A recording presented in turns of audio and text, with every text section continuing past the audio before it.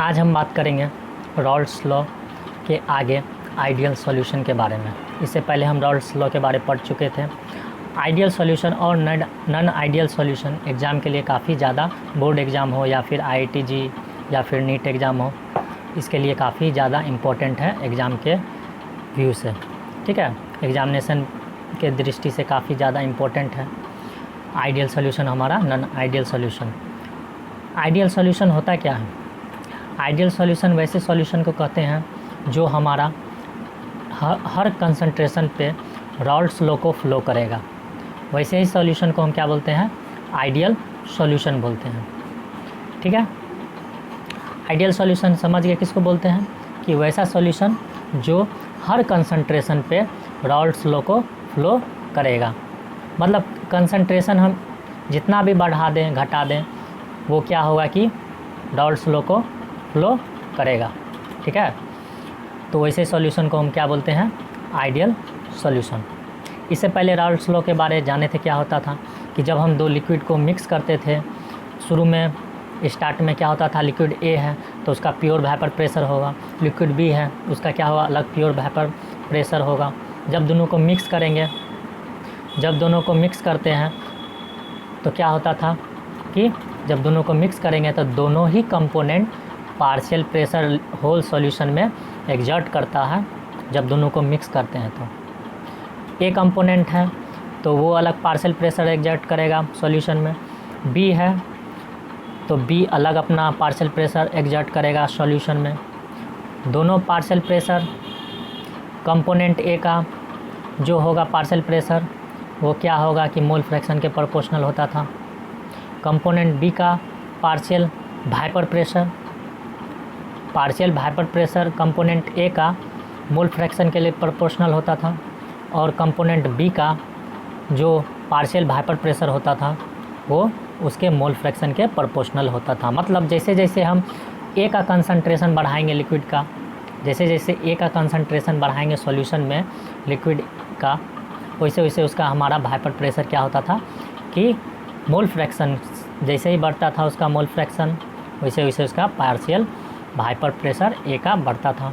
और जैसे जैसे B का बढ़ता था, जैसे जैसे B का कंसंट्रेशन बढ़ाएंगे मोल फ्रैक्शन बढ़ता है, उसी तरह कंपोनेंट B का क्या होता था कि पार्शियल वेपर प्रेशर इंक्रीज होता था।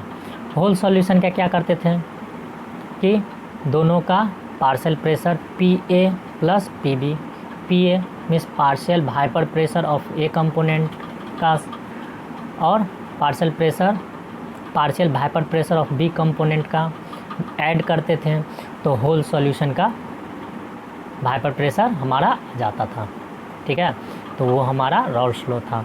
रॉल्स लॉ क्या था कि each component of solution vapour pressure partial vapour pressure of each component is directly proportional to mole fraction of each component. ठीक है, आइडियल सॉल्यूशन के बारे जानते हैं। यही हमारा जो रॉल्स लॉ को फ्लो करेगा। कंसंट्रेशन हम बढ़ाएंगे, कितना भी बढ़ा दें तो वो क्या होगा कि हमारा ओबे करता है रॉल्स लॉ को फ्लो करता है। The solution which obey Raoult's law at every concentration are known as ideal solution. Ideal solution का दो प्रॉपर्टी होगा। पहला प्रॉपर्टी हमारा होगा कि change in enthalpy of mixture का क्या होगा कि 0 होगा, और दूसरा है change in volume mixture equal to 0 होगा। पहला केस में ना ही इसमें जब हम कंसंट्रेशन बढ़ाएंगे घटाएंगे, ना ही सॉल्यूशन में हीट एब्जॉर्ब होगा ना ही इवॉल्व होगा।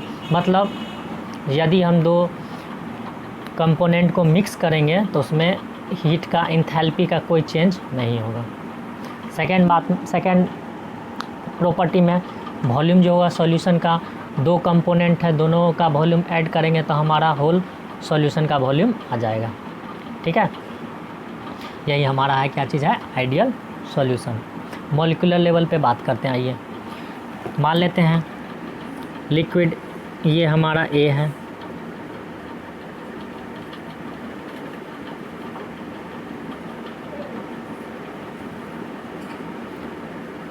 लिक्विड A है, इसको ऐड करते हैं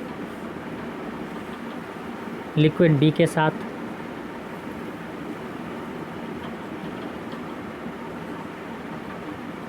तो हमारा क्या आ जाएगा, इसको दोनों को मिलाएंगे तो हमारा आ जाएगा, मान लेते हैं ये हमारा आ गया, सॉल्यूशन तैयार हो गया। क्या तैयार हो गया, AB। ठीक है, तो इसमें क्या होगा हमारा, ए लिक्विड में क्या है कि इसका जो पार्टिकल होगा AA बॉन्डेड है, AA बॉन्ड है,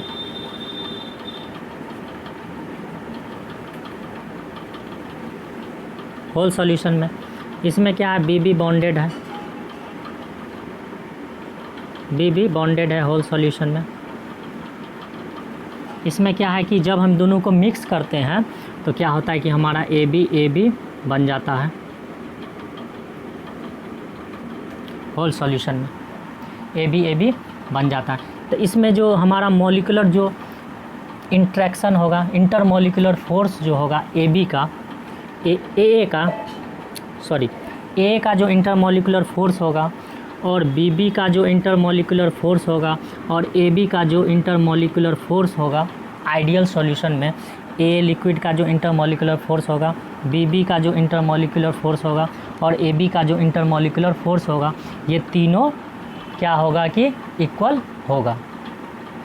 ये तीनों क्या होगा कि इक्वल होगा। मतलब लिक्विड A का जो A के बीच इंटरमॉलिक्यूलर फोर्स ऑफ अट्रैक्शन होगा, या बोल सकते हैं इंट्रैक्शन होगा A के बीच में, BB का जो इंटरमॉलिक्यूलर फोर्स का जो अट्रैक्शन होगा, और जब इन दोनों को मिक्स कर देंगे तो AB जो हमारा रिजल्टेंट सॉल्यूशन जो होगा, रिजल्टेंट सॉल्यूशन जो ये हमारा होगा, इसका इंटरमॉलिक्यूलर फोर्स AB, ये तीनों आपस में इंटरमॉलिक्यूलर फोर्स क्या होगा, इक्वल होगा। ऐसे ही सॉल्यूशन को हम क्या बोलेंगे, आइडियल सॉल्यूशन बोलेंगे। ठीक है, इसमें क्या होगा, A जैसे एस्केप होगा, B जैसे ही एस्केप होगा वाइपर प्रेशर जब एग्जर्ट होगा, जब एस्केप होगा बाहर लिक्विड वाइपर के फॉर्म में, B जो एस्केप होगा ये इक्वल होगा सॉल्यूशन में जैसे ही AB होगा। जिस तरह ये एस्केप होगा उसी तरह B होगा, उसी तरह AB होगा एस्केप बाहर। आइडियल सॉल्यूशन का एग्जांपल है क्लोरोबेंजीन और ब्रोमोबेंजीन, बेंजीन और ट्यूलिन, एनहेक्सेन और एनहेप्टेन जो होगा, एनहेक्सेन और एनहेप्टेन, ये सारा आइडियल सॉल्यूशन होगा।